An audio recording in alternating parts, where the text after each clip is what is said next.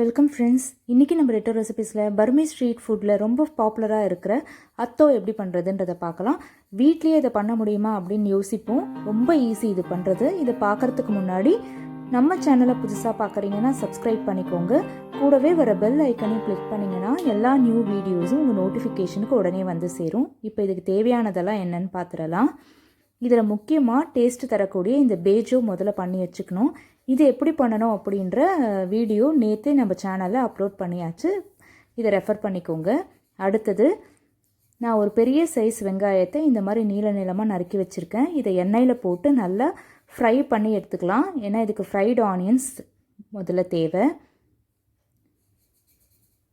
இந்த பேஜோ பொரித்த எண்ணெயிலேயே இந்த வெங்காயத்தையும் போட்டு பொரிச்சிடலாம். எண்ணெயில் போட்டுட்டு சிம்மில் வச்சுருங்க. அடுத்து முக்கியமாக பூண்டையும் அதே மாதிரி கட் பண்ணி நல்ல ஒரு கொத்து பூண்டு எடுத்திருக்கேன் நான். அதையும் பொரித்து எடுத்துக்கலாம். இப்போது 1/4 கப் அளவுக்கு பொட்டுக்கடலை. இதை எதுவுமே பண்ண வேணாம், அப்படியே பொடி பண்ணி எடுத்துக்கோங்க. வறுக்கலாம் வேண்டாம் மிக்ஸி ஜாரில்.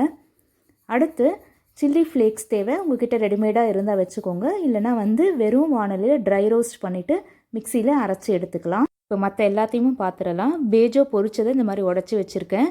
ஒரு கப் அளவுக்கு கோஸை நீள நீளமாக நறுக்கி எடுத்து வச்சுருக்கேன். எதுவுமே அளவு கிடையாது, நம்ம விருப்பம்தான். நல்லா எண்ணெயில் ஃப்ரை பண்ண வெங்காயம், ஒரு சின்ன நெல்லிக்காய் சைஸ் அளவு புளியை எடுத்து கரைச்சி வச்சுருக்கேன்.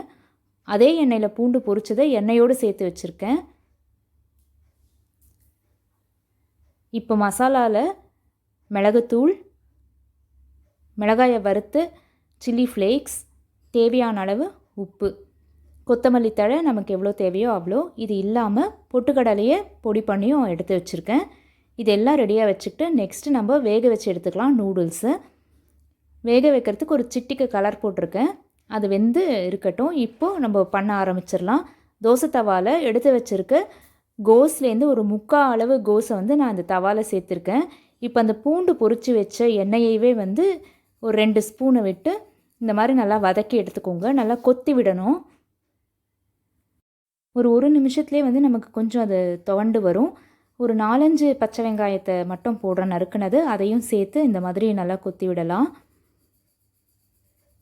பாருங்கள், இதோட கலர் டிஃப்ரென்ஸே உங்களுக்கு தெரியும். நல்லா ஒரு 10% அளவுக்கு வெந்திருக்கும். இந்த மாதிரி இருந்தால் தான் நல்லாயிருக்கும். அப்பப்போ நம்ம பூண்டு பொரித்து அந்த எண்ணெயோடு வச்சுருக்கோம்ல, அந்த எண்ணெயை ஒரு டீஸ்பூன் விட்டுக்கலாம்.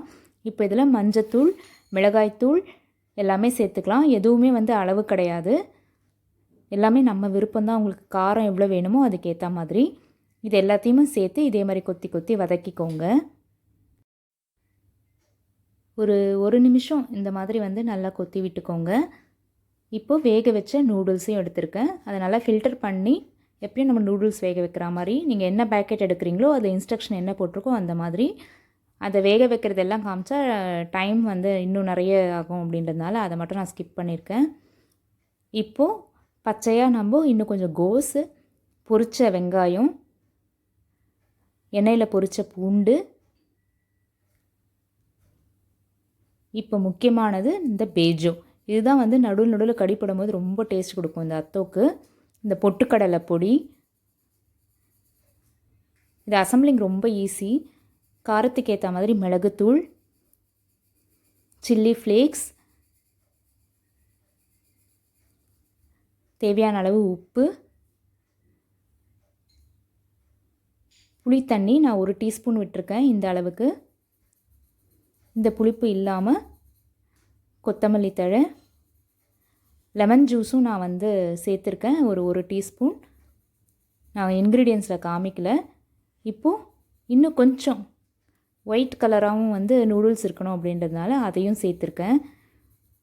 இப்போ இது எல்லாத்தையும் சேர்த்து மிக்ஸ் பண்ணிட்டோம்னா அவ்வளோதான். அட்டகாசமான அத்தோ நமக்கு ரெடி ஆயாச்சு. சூப்பராக ரெடி ஆயாச்சு. அவ்வளோதான். இது நல்லா மிக்ஸ் பண்ணிவிட்டு நம்ம சர்வ் பண்ண வேண்டியது தான். இது எல்லாமே ரெடியாக வச்சுக்கிட்டோம் அப்படின்னு சொன்னால் மிக்சிங் ரொம்ப ஈஸி. உங்களுக்கு இந்த இதில் போட்டு உங்களுக்கு இந்த மாதிரி கொத்தி கொத்தி பண்ண வேண்டாம் அப்படின்னா பவுலில் போட்டு கூட நீங்கள் டைரெக்டாக மிக்ஸ் பண்ணலாம். இப்போ நான் சர்வ் பண்ணிடுறேன். ஒரு பிளேட்டுக்கு கொஞ்சம் மாற்றிக்கிறேன். இது சர்வ் பண்ணும்போதும் மறுபடியும் பார்க்கும்போது எப்படி இருக்குது பாருங்கள். ஃப்ரைடு ஆனியன்ஸ் போட்டுக்கலாம், கொத்தமல்லி தழை, சில்லி ஃப்ளேக்ஸு, அப்புறம் ஒரு துண்டு பேஜோவையும் நான் மேலே வைக்கிறேன். அவ்வளோதாங்க. ஸ்பூனையும் இல்லை ஃபோக்கையோ வச்சோ இல்லை செம்மையாக கையில் நீங்கள் எடுத்து சாப்பிட்டீங்கனாலும் சொல்லவே வேணாம், டேஸ்ட் அவ்வளோ சூப்பராக இருக்கும். கண்டிப்பாக நீங்களும் ட்ரை பண்ணி பாருங்கள். இந்த பர்மீஸ் ஸ்ட்ரீட் ஃபுட் அத்தோ உங்களுக்கு பிடிச்சிருக்கும் அப்படின்னு நினைக்கிறேன். இது பிடிச்சிருந்தா ஒரு லைக் கொடுங்க.